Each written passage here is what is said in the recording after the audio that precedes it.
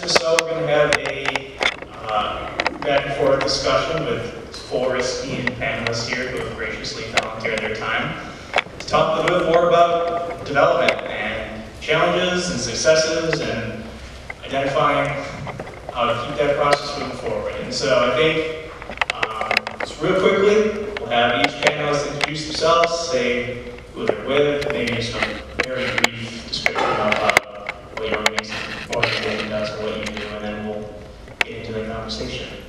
So, Dan, if you'd like to start.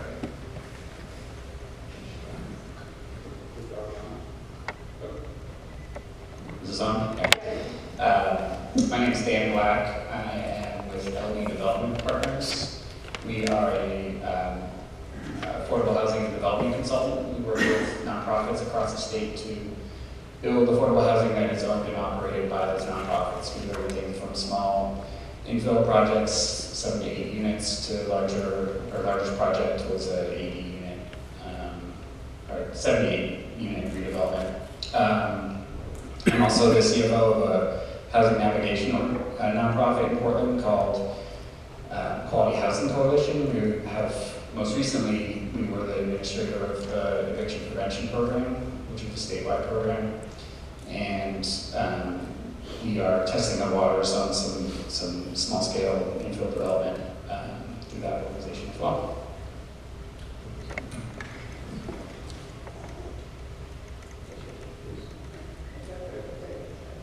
All right, testing. My name is Kathleen Miller. I'm the Executive Director at Mount Desert 365.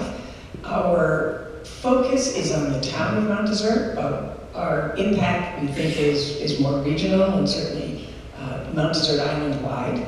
We started in 2017, and our mission is really a two-pronged mission. It is economic development and housing, because we're not going to have one without the other. Our focus is really right now on the village of Northeast Harbor, which is both the commercial and the municipal center of our town, where the town office, fire department, police station are, as well as our elementary school, our biggest library in the town. It's also the village where we have seen the greatest transition of housing from year-round use to seasonal use, with very expensive houses. Every single house that comes on the market these days is, over $500,000 and really approaching $1 million. And so it inevitably is going into very seasonal use. And so we have acquired a number of properties in the village of Northeast Harbor, and our focus there is because it is completely in line with our town's comprehensive plan of building in the villages so that we can preserve the natural surroundings of the town. So access to water, sewer, power. So we have a couple of developments underway. We are renting apartments and we will be selling homes.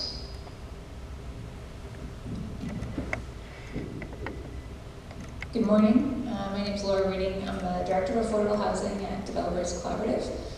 We're based in Portland, but have properties throughout the state. I primarily work on developing affordable housing, but we also develop commercial and market rate properties as well. We typically develop and continue to own our own properties, but we do also consult for housing authorities and nonprofits. So our closest development from here is in Ellsworth. We have 29 units of senior housing. Hello, I'm Bree, LaCasse. I'm the Development Director at Community Housing of Maine. We're a small nonprofit affordable housing developer. We are also based in Portland, but we have properties statewide. We have 88 properties. 14 of those are larger low-income housing tax credit projects that range from 28 units to 201 units.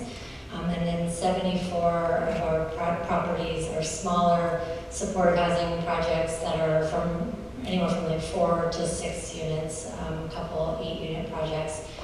We're a small staff of 11. We have a professional property manager that manages our larger light tech projects, but we have 4 people on staff who are managing 74 of our properties.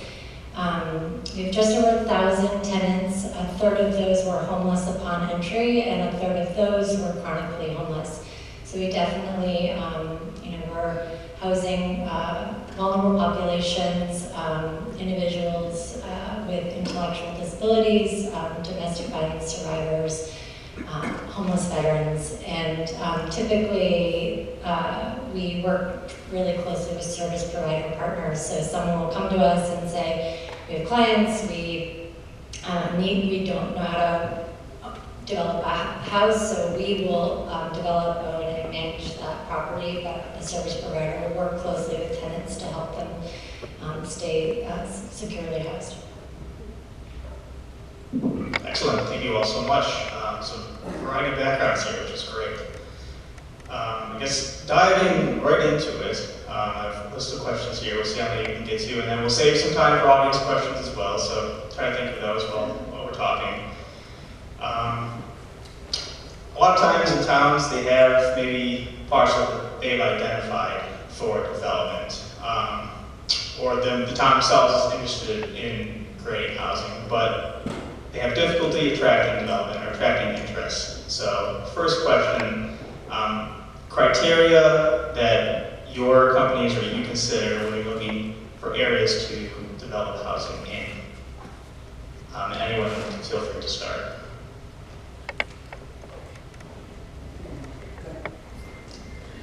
I guess I would start with some of the site-specific factors that we've already been brought up today, like infrastructure, making sure there's public sewer and water, looking at land use requirements, how many units can fit on there, and whether or not it ends up being feasible for development, depending on what type of affordability level the town is hoping to hit as well. And then, of course, affordable land acquisition is a big one. And I think for the larger projects, the low-income housing tax credit projects, I would say that the scoring for that financing does drive where we would look for a project. So they have a category called smart growth, and you need to be near public transportation or have demand response transportation or be within walking distance of, it's called destinations of daily living, so a grocery store, a library, a school. So that definitely drives some of our decision making because it's a very important scoring criteria. But also for our tenants, cars are expensive. Our tenants don't make a lot of money. We do like to find sites that are in walkable locations or near public transportation, and that has become a really big focus of ours. And then, of course, the zoning aspect of can we get the density that we need to make these projects pencil. Ours is pretty straightforward. We're in the town of Mount Desert, in the village of Northeast Harbor, because it does have walking access to school, library, etc. And it also has access to public water, sewer, power. But we do get this question a lot since land is expensive, and maybe the town owns land in another part, a different part of the village or a different part of the town, and we keep coming back to, we need to be here. This is what our town wants to do. This is what the town has already stated it wanted to do via its comprehensive plan for all of that access. And Mount Desert Island, we live on a rock, so installing that other infrastructure could be very expensive, and it just ups the ante for any kind of development purposes. So we're doing where things already exist. I think I'd just second what these folks have said, and maybe just add that, as someone who works on behalf of nonprofits, we're often coming in and responding to what those nonprofits already have in terms of land and trying to analyze what sites are available to them in their communities. So that is but most of those factors are exactly what Laura was talking about. So. Okay, so you have maybe a parcel identified, the town wants you to look at it, and there are all these positive factors that you're looking for. Any factors that will discourage development? I mean, you mentioned cost of land or zoning and things like that. Any other factors that might come across in your research or due diligence that really dissuades a project from happening? I do think the ability to engage with the municipal staff and have sort of a consistent conversation with municipal officials is important. There have been a couple projects we've walked away from before we started after having some conversations with municipal officials, just because felt like there was going to be, there was going to be nothing there, even if we were. I guess in some instances we'd be looking for a contract zone or something like that that would, prevent what we'd hope to do. I think for us, there are two major inhibiting factors. One is the cost of construction.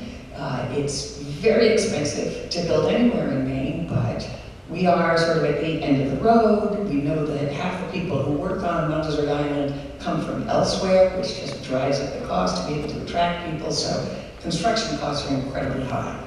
And our other major impediment to development would be neighborhood pressures. Change is hard. And as I said, within the last 20 years, we have seen a major transition from a strong year-round community into a very seasonal community. And sometimes the arguments that keep coming back to us are, this is a long time summer claw back, and that's one of our major challenges. I guess I would just add, some of the site-specific features like, wetlands and especially vernal pools, ledge, any, brownfields, all of those factors just sort of add and contribute to total development costs and require even more partnerships to try to make something work. And you've touched on it a little bit, but you mentioned some of the characteristics that you want a property to serve, the tenants as far as walkability, access to transportation, access to jobs. How do you balance those community needs when, the realism of trying to finance a project and bring it to the ground and make it long-lasting? The two kind of can contrast sometimes, just balancing the community needs versus the maintenance and long-term development of a project. Well, the projects that we're working on, most of our financing comes from Maine Housing. I would say, over 90% of our financing is from Maine Housing, and then we have gap financing from other agencies. But Maine Housing has quality standards that we follow, and we want to build quality, safe buildings. All of our recent buildings are built to Passive House standards, so we're really focused on the envelope and and that is really like long-term, making sure our utility costs are going to go down. But it is always a balance because we also have cost caps, so we have to stay, per unit has to be below a certain amount, but we have these quality standards that are definitely in conflict with that. But I would say generally the finance for the type of projects that we do and that are financed, the financing is there to make them high quality. Like that is the goal, affordable but high quality.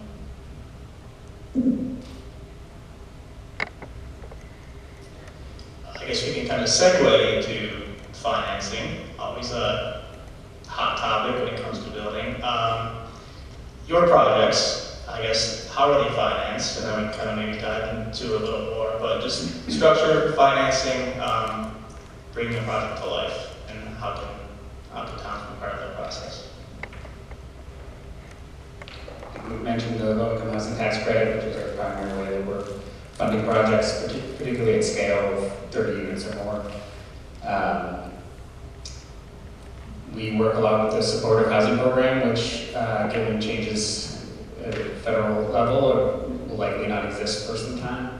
And that's a program that specifically works with people living with special needs and brings a voucher along with it. So it really is deeply affordable housing and really needed in a lot of communities. We work with the Affordable Homeownership Program, which is a Maine housing program that gives 0% debt to projects, forgivable debt if you sell to an income qualified tenant, and there are deed restrictions that come along with those properties. At the municipal level, there's TIFs, CDBG funds, limits, and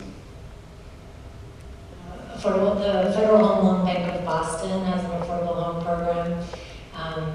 They provide, it's subsidy, it's up to $65,000 per unit. It's an annual competition also. You put in an application, it's scoring. I think we actually, one of our projects in Bar Harbor was financed with state historic tax credits, federal historic tax credits, and then 2 rounds of the Federal Home Loan Bank of Boston, AHP funding.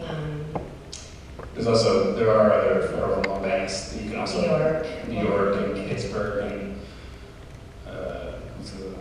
Atlanta, that you can all tap into. Portland also has created their own housing trust fund, which has been critical for all of the projects that we're doing in Portland for gap financing.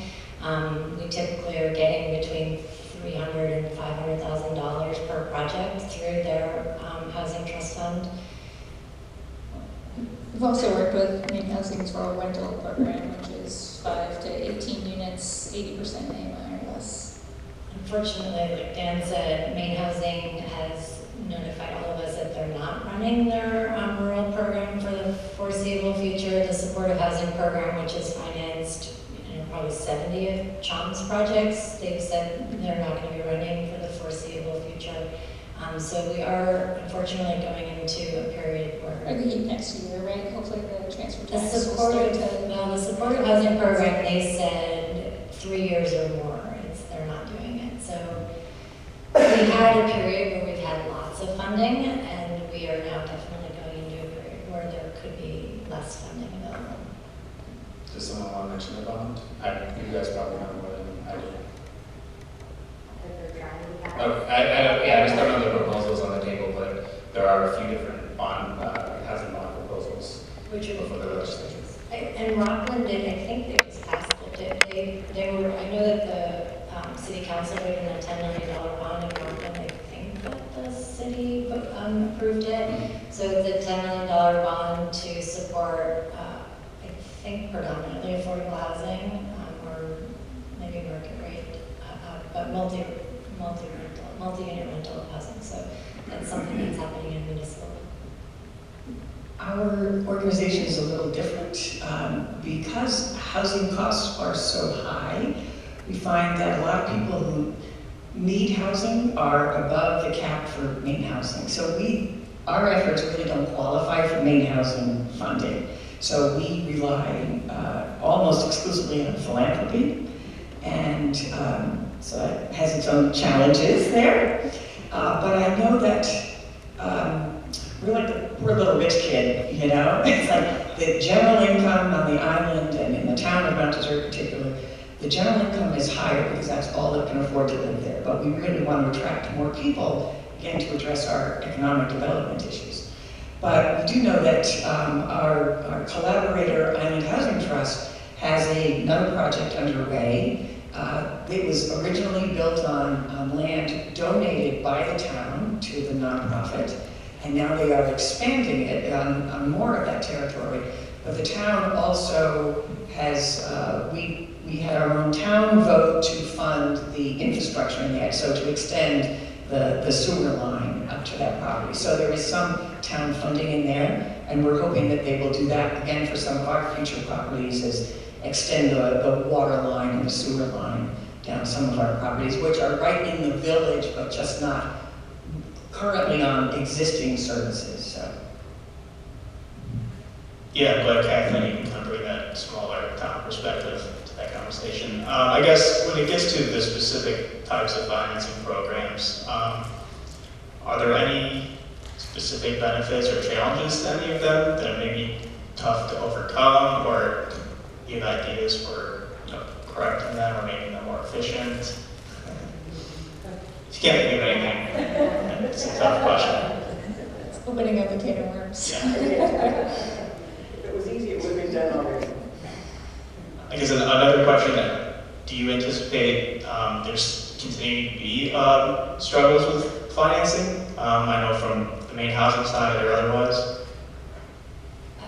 I mean, I think with things happening at the federal level, yes, there are going to continue to be struggles with financing. I guess I would say the benefit is that I think the only way to create affordable housing right now is with deep subsidies. I mean, it's just the cost of construction and the cost of land is so high that you need it. And so there are challenges. It does take longer to build when you're going through these funding programs.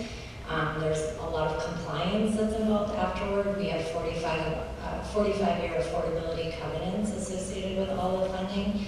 But all of those obstacles are worth it because it's really the only way that we can provide quality affordable housing, I think. There's one other effort that we've been discussing for a long time, and that is a local option sales tax that, especially on lodging, so again, on MDI, major tourism center, tons of hotels, Airbnbs, everything. But the state has not allowed a local option sales tax. And we've been pushing for it in this most recent legislative session. And we're warned ahead of time by one of our former state legislators, like, yeah, there have been about 80 plus proposals to do this, and it never passes. But if we did it, the vision we had this last go around was, let's do it just on lodging, not on everything else, and use those funds, which would be, I think less than half of it was coming back to the island, but to use that to create a trust fund for housing. And again, it did not pass in this most recent legislature, but anybody out there, let's help support that. I guess outside of these larger financing programs that maybe some smaller towns might not have great access to, are you aware of any other smaller financing options and for smaller size projects as well? Yeah, I mean, the rural rental program was great to hit some of that between 5 and 18 units. Maine Housing does also have a subdivision program for single-family homes. A certain percentage, I think at least 5 units have to be affordable, which is up to 120% AMI is considered affordable. And there's a certain amount of forgivable loan that they'll provide for those units. And I think Genesis, we have gotten gap financing also from the Genesis Fund. I'm not familiar with their current programs, but I do think that they have loans for smaller projects as well. Yeah, they do. They also have some resources out on our resource table out there for anyone that might be interested. The historic preservation tax credit is another good source for small projects, particularly old abandoned buildings. So additional 10% tax credit for a state credit. So it makes things pencil out a little bit better. And just to add to that, the state credit is truly remarkable, and it's a fully refundable credit. So you're just given, and I think it's over 4 years. You receive a check back to cover, what was the eligible basis for that project over 4 years. So with affordable housing, it's 35%, but I think it's 20 with 45, and then but not affordable is the 25%. Yeah. Yeah. So it's a really good. The state historic tax credit is a great program that can be paired with the federal historic tax credit, but it doesn't have to be. Sorry about that one. Thanks for mentioning it. I think the one other impediment for accessing programs like this is just the complexity of the legal structure that you need to to make them work, and particularly with the federal credit where it's not refundable, and so you actually need to offset actual tax liability. You need to bring an investor in who has a high tax liability, and there are provisions in the tax law that, without getting too into it, you end up, you're ceding a large amount of control over your property and your project by bringing this investor in. And that is a really hard pill to swallow for a lot of small developers. I know a guy who's working on a project in Norway right now who has financing in place but needs to find an investor. He needs to find an investor that would be, he would be comfortable entering business with for a 5-year period. Shifting back to, I guess, attracting development, what should municipalities be providing developers, or how can they help developers encourage and facilitate the development process from the town side? What are you looking for? How can they help you? I think the ordinances of every community are important in terms of what's allowed. And I'm happy to say I think our town of Mount Desert has done a great job in being open to this, because they've recognized for 30 years that we need to have more housing. And so they have been ahead of this curve of 2003 that really boosted density bonuses there. So ordinances are incredibly important, as well as the infrastructure, what they can do, remove that barrier for all the developers. Yeah, just to add, I think, again, going back to Rockland, they just got rid of density requirements in their zoning. So, and as long as the project meets the other dimensional requirements, you can build as many units as you want. So I think really looking at your land use code and making sure that it's actually pro-housing. And then in a lot of the areas that we work in, decoupling parking from your zoning laws. So, leave it up to the owner whether or not they're comfortable having housing without parking going with it. So Portland no longer has parking requirements, and Rockland no longer has parking requirements, and not allowed. Chong has a property in Rockland that was a duplex, and it was a very old property. It wasn't doing well. It's on 4,500 square foot lot. It's a tiny little lot. And when they changed their rules, we were then going to be able to build 4 units on that lot. So, being just really looking at your land use code and making sure it's pro housing. And allows a diversity of housing types too. If you're looking to get 300 new units per year, it takes a lot more land if that's all single family. But if you can find places with infrastructure and centrally locate a good chunk of those units, that helps a lot. I think the other thing that municipalities can play a good role in is just de-risking the development process. And I mean that in the sense, a lot of what developers do take risks, and you try and take smart risks. Things like knowing where vernal pools are, things like even I guess the example I like to give is I've heard recently that the state of Rhode Island, their housing agency, is actually starting to develop projects internally to the housing agency and basically get them through permitting, and then put it up to RFP to a developer. And so the developer's coming in with still having to complete the mission, but they know that there's not going to be an NIMBY issue. They know, and so that they can really negotiate really well with their development partners. It's really interesting. Kathleen, you brought up LD 2003. You talked about land use. I'm curious if any new land use legislation has impacted, the type of development requests that you received, or projects that you're working on, or potentially future projects. Well, sort of. We have one project in particular that when we started it, we we suggested, with the existing ordinances at the time, and this was several years ago, that we could have 6 homes on there. And that one has been in the court system for 2 years since it was approved in October 2023. Since that time, LD 2003 came out and would allow us to actually build more houses on there.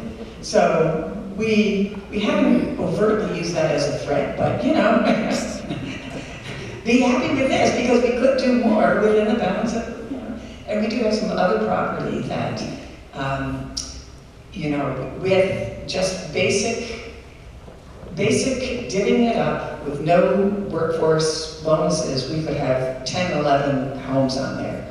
With the old version of the town ordinances, we could have about 20. With the new version, we could have 27, which would be a huge change for that community. And so the laws are there to allow us to do things, but we have to weigh the pros and cons of how much is too much. People still have to live here. We do want to be respectful to the community, and our goal is not to change the community completely. It's still a little village, and people do have cars, and they do have to put them somewhere. And we have, you know, the snow rules, so there's not a lot of overnight parking in the winter on certain streets. So we do have to be conscious of all of that. So while the rules might allow us to do things, we also have to factor in all the other neighborhood considerations so that we're doing it the right way and being considerate of everyone who's living there, everyone who exists already, and the people who will be there. So.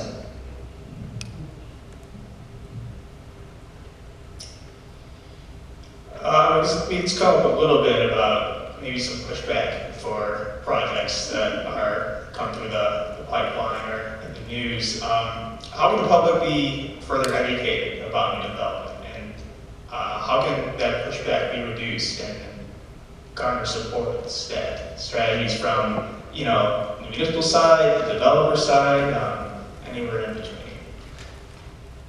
It's a lot of folks that are resistant to change, as Kathleen mentioned.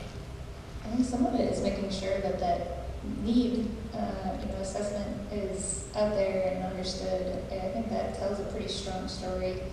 I think it reiterates what a fair amount of people can tell intuitively. I think the other part of it is, not only understanding the people that you're helping, but also understanding all of the complexity and risks of developing this housing. It's obviously not an easy solution, or it would continue to be a problem. And I think sometimes there's an assumption that, developers are just getting rich and, able to do whatever they want to do and get away with everything. But that's definitely not the case. We've been fortunate to not have any significant neighborhood pushback on any of our projects, but I think part of that is the need, and going into areas where there's an identified need, and a lot of the communities that we're building now, there's an identified need for affordable housing. I would say that having lots of communication with the neighborhood is always really important, and doing it early before, we try to do it before we get into the formal process. So a project that we recently did in Portland in partnership with 3 other developers, we had dozens of meetings with the neighborhood before we started the formal process, and we gave out our personal cell phone numbers, we made ourselves very accessible. And we ended up changing our building design quite a bit because of the neighborhood and them wanting it to fit into their neighborhood. So we typically wouldn't do like private entrances into our units with porches, but it was on a very small street, and with all smaller residential properties, they were very resistant to the idea of 2 buildings, about 100 units of really commercial-looking property. So we ended up building, stoops, so there was this presence, and I think we just try to be honest that we we can't do everything that they're asking, but we'll try to do as much as we can and to try, just be as transparent about the process as you can be. And I think knowing the neighbors and having conversations with them is so valuable. And I think that what we have found is that a lot of our neighbors, since it is a seasonal community, and it has become a seasonal community, they're coming from lots of different places around the country. Bigger cities or suburbs of Philadelphia or New York or Boston, and that affordable housing carries certain connotations with them. And they are concerned about things that are how people are going to maintain the lawn, what's going to be out there, where are people going to put. We have actually made some efforts to have our language evolve so that we're trying to reduce the barriers between the people we expect to be living there and the people who are there seasonally. And so we're talking about attainable housing or year-round housing, because if you're coming from a big city, some people are thinking, oh, it's going to be this, there are going to be drug dealers in the neighborhood, there's going to be this. It's like, everyone needs a place to live, and let me introduce you to somebody who would love to live here, works here now, and you'd be lucky to have them as your neighbor. So in a small community, I think we have the opportunities to do that, but it's also, it's still a challenge. Anyway, it's hard to change people's longstanding perceptions of what affordable housing means. Yeah, we debate a lot. Do we say affordable housing, workforce housing? Like, how are we framing it? And in certain communities, they're screaming for affordable housing, and other ones they want more market rate housing, or So there it is. I agree with you a lot how you frame it. One thing I found that's helpful, I say this as two of my projects are in court because of NIMBY lawsuits. One thing I still think is helpful is that when you're doing that community engagement, so that work that Bree was talking about, because we've done a lot of redesign through community input, but also explaining and making clear sort of the constraints that these projects face, both from local zoning and from Maine housing's quality standards, and why are we proposing this unit mix, and why are we proposing these income ranges? That is a opaque world that I've gotten used to at this point in my life, but I still try and appreciate the fact that is not the world that most folks live in. So explaining how all these different things overlap and say, oh yeah, that one stoop, it looks like that because of the setback requirement in the local ordinance, and I can't, I appreciate you don't think it's contextual, but because of the X, Y, and Z, it has to look like that. Before we toss it open for questions, I guess my last one for you, just if you could share an example of a successful project and why you consider it successful. And I suppose success can mean whatever you'd like it to be. We redeveloped the former public works site in Belfast, and it was a great town partnership. We responded to a request for qualifications initially. We were able to develop 36 low-income housing tax credit units, plus 12 rural rental units, all with a kind of central green space and playground. So it was a family of 1, 2, 3 bedroom units, all within just under half a mile to the downtown area. But the town was, we had some initial neighbor pushback, but we had a lot of conversations outside during COVID. But the town was also just very supportive, helped us apply for CDBG housing assistance funds as well, and put brownfields funding into the project as well. That was great.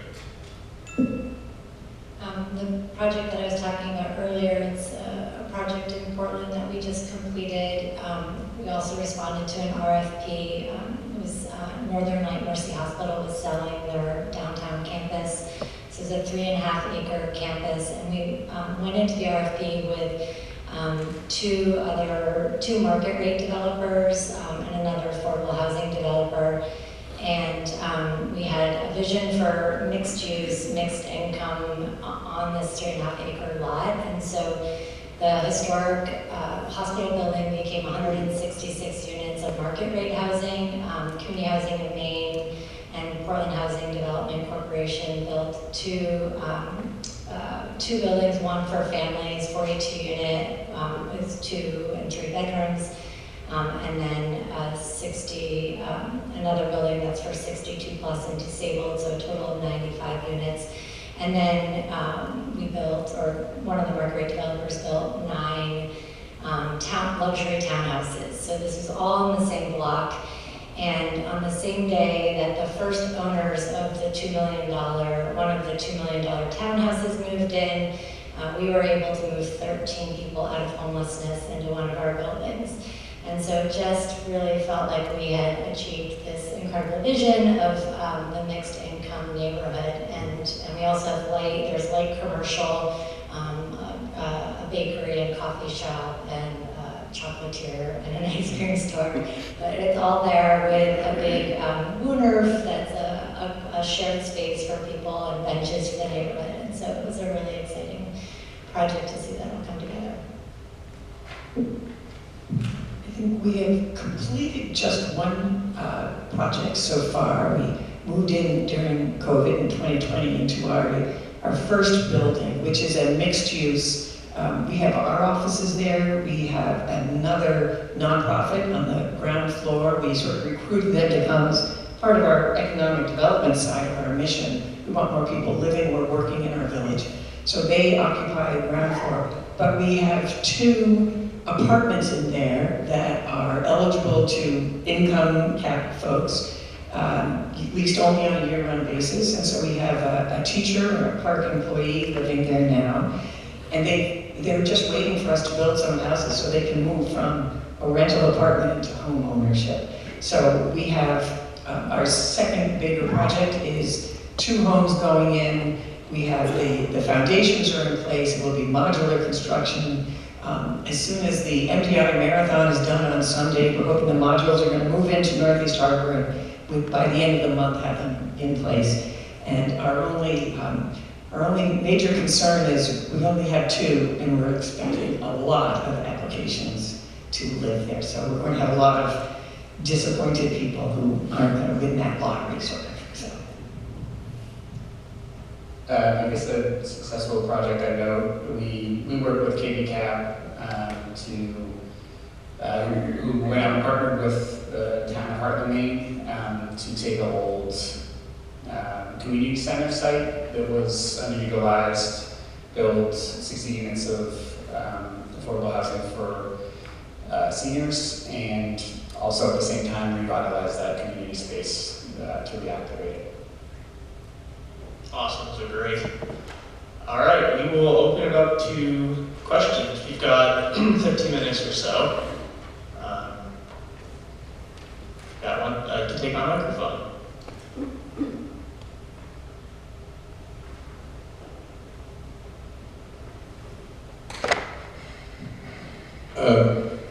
So my question is, we're just beginning this process in Casting, and I was disheartened to see that the housing prices in Casting were the highest when you did that chart before, correct? So I guess my question is, given that our homes are expensive, the median income is high, as we start down this road, are we better off following the example of what they did in Deer Isle, meaning that we create our own nonprofit, we raise money, and we subsidize housing? Or is it possible to work with, the state organizations like you folks, and try to find a way to qualify for inexpensive loans, and we need affordable housing, we need workforce housing, we need it all, elder housing.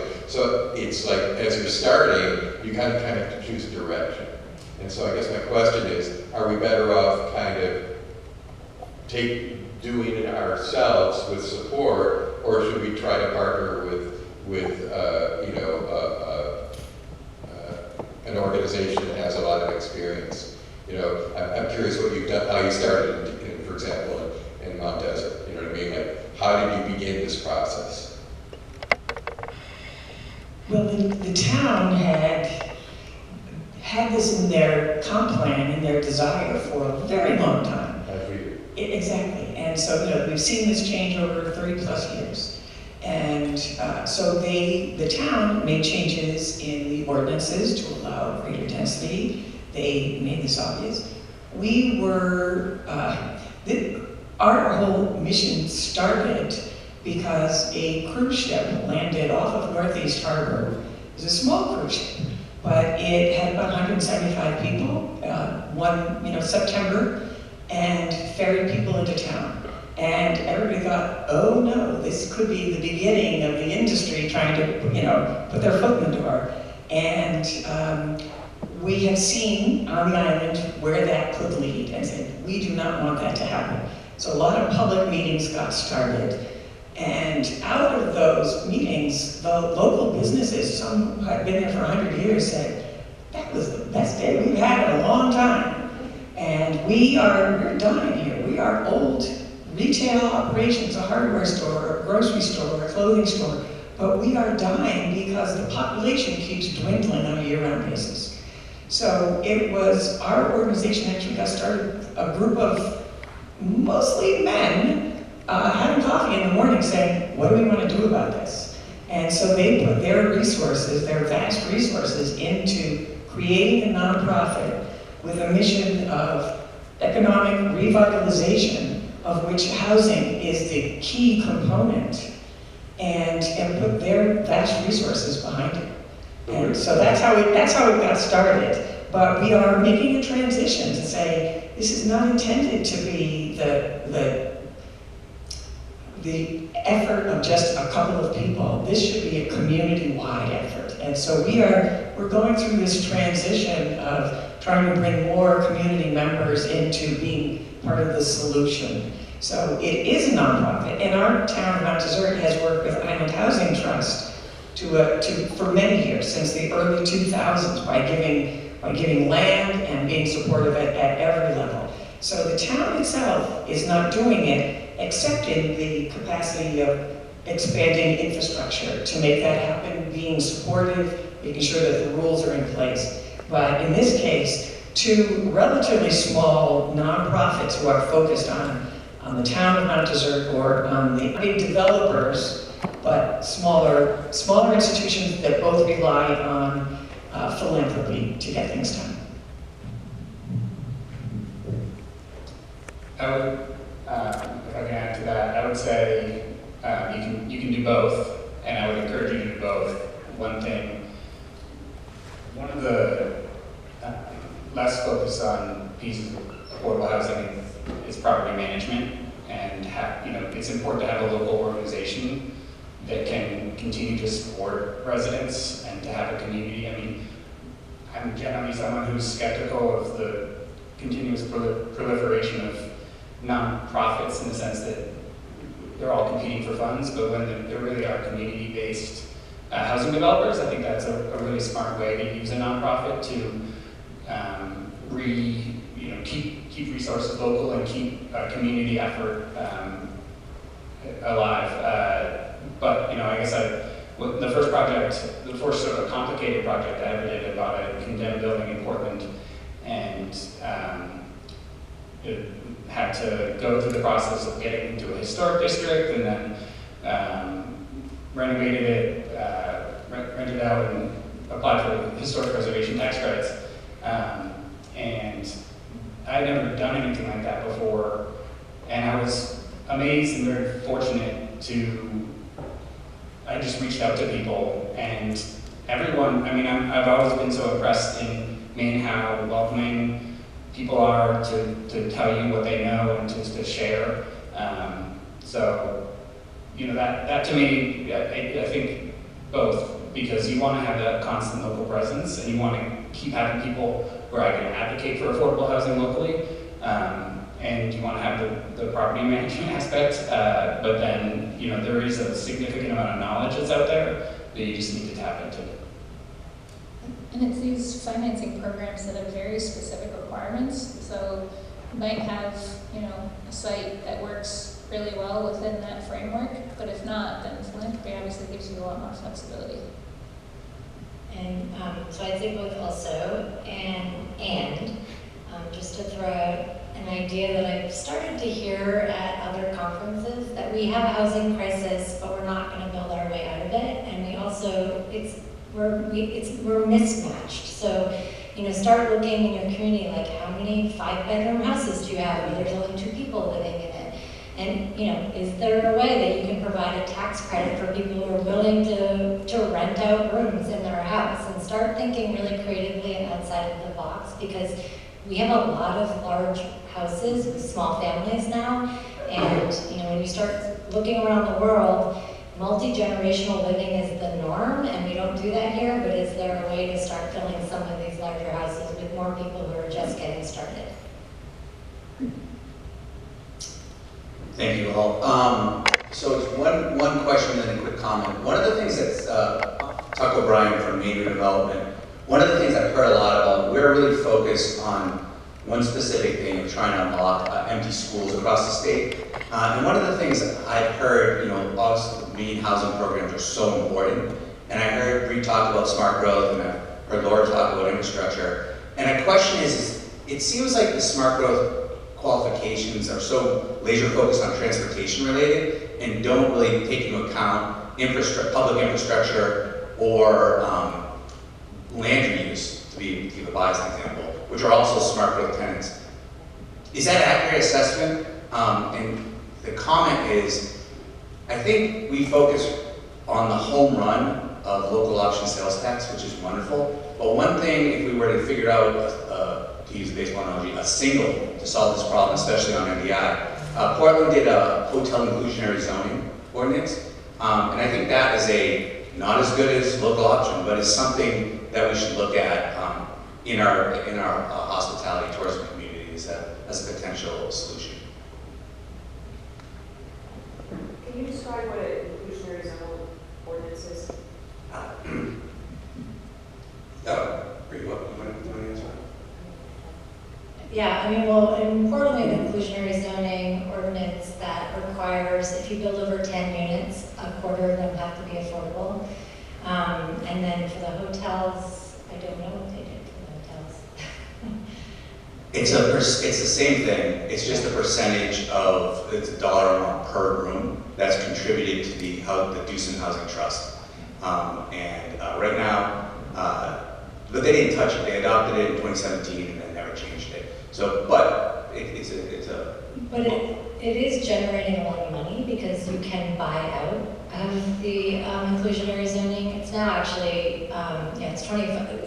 I think when the council passed it, it might have been at 10%, and then a citizens referendum increased it to 25%, which is actually quite problematic, and we haven't been having any market rate housing go through permitting right now because of that. It's really hard to pencil, but some are. There's this crazy tower that's being proposed in Portland right now, and they're proposing to buy out of the inclusionary zoning, which would generate $14 million for the Jill Doosan Housing Trust Fund, which would be amazing. So some people are buying out, and that is helping to finance this gap funding that we all take advantage of. I think you asked about the reuse of properties. In most Maine housing program guides, there are points for the reuse or new construction on sites that have dilapidated buildings, or there's extra points for pairing with the historic preservation tax credit. So there definitely is there are priorities for reuse. You have to be in a growth area, a recognized growth area by a municipality, and I think on public. It can be. Yeah, it doesn't have to be a growth area if you have sufficient capacity with infrastructure. but that's like a threshold requirement, whereas transportation is actually a scoring category. Dave Edson on the board of FOA, John Bench is here, a staff member. We've been involved in helping to provide housing for staff members for Katy National Park and also the Island Explorer. And we're trying to execute this effort without imposing or aggravating the situation for affordability. So I'm interested in thoughts about collaboration with organizations such as yours to help improve the landscape of housing deficits.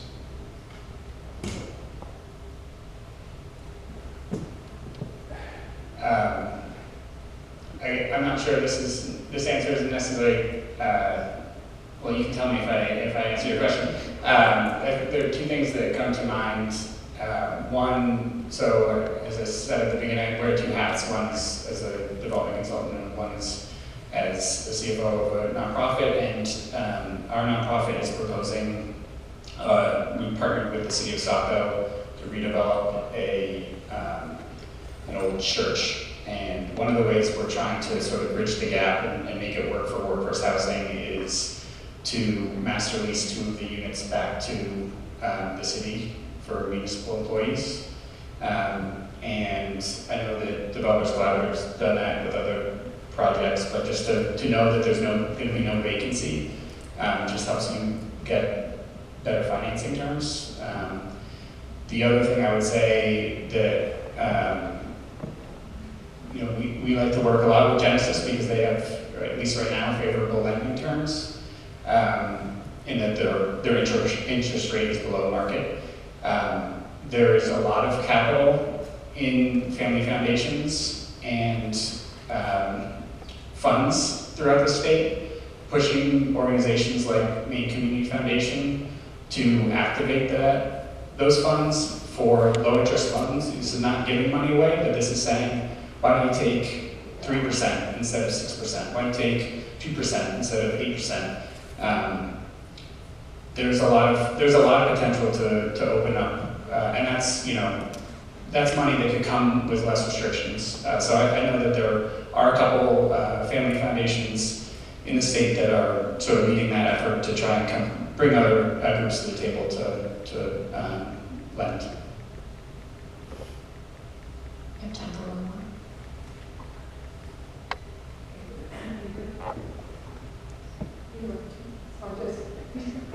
Sorry, Jen, just last name first.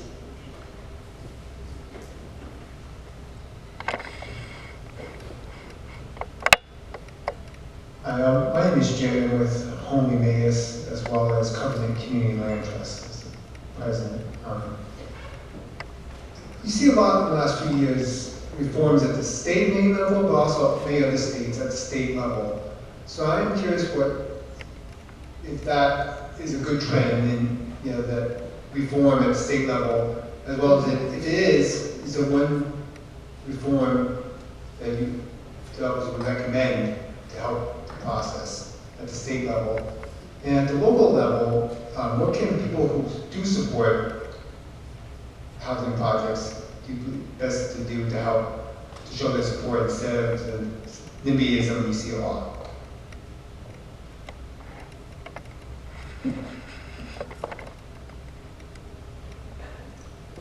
On the first question, I think it's a mixed bag. I think it's a different story when a lot of towns are on the same page in identifying the need for housing. And I think it's hard where there are towns where infrastructure exists, but land use and neighborhood concerns are sort of overriding limiting factors, and aren't necessarily able to produce housing in a variety of towns, as opposed to it all sort of being in one particular area. So having I think multiple growth centers to support different housing typologies is better.